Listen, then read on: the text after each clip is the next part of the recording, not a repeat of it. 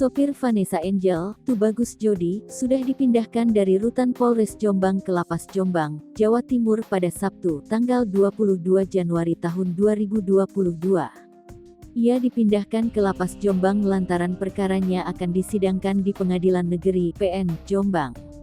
Seperti diketahui, Jody merupakan sopir kendaraan Pajero milik Vanessa dalam kecelakaan maut di ruas tol Jombang Mojokerto pada tanggal 4 November tahun 2021 lalu. Pagi tadi sudah dikirim ke Lapas Jombang, diantar polisi dan pihak jaksa penuntut umum, kata PLT Kadif Pemasyarakatan Kanwil Kemenkumham Jatim, Gun Gun Gunawan, saat dikonfirmasi wartawan, Sabtu siang, dikutip dari Kompas.com.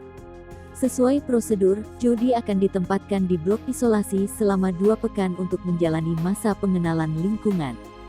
Gun Gun memastikan Jody akan diperlakukan sama seperti napi lainnya. Tidak ada perlakuan khusus, semua penghuni sama, ujar Gun Gun. Dalam potret yang dibagikan Humas Kemenkumham Jatim, Jody terlihat mengenakan kaos dan celana hitam. Tangannya yang diborgol menenteng tas ransel hitam. Mata Jody terlihat menatap ke arah kamera. Beberapa waktu lalu, ayah Tubagus Jody, Tubagus Endang Lesmana, membagikan kabar sang putra. Dalam wawancara bersama status selebriti, Endang memamerkan foto Jody yang di dalam tahanan. Dalam foto itu, terlihat Jody mengenakan baju tahanan oranye dan biru. Ia terlihat mengangkat tangan kanannya seperti seorang binaragawan. Ia juga tampak tersenyum lebar ke arah kamera.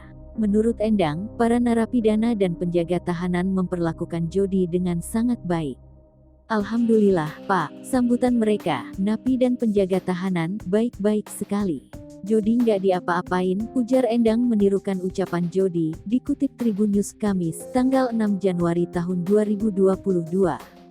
Endang menambahkan, saat ini Jody semakin religius lantaran hampir semua napi di penjara bisa mengaji. Hal tersebut mempengaruhi keseharian Jody di penjara.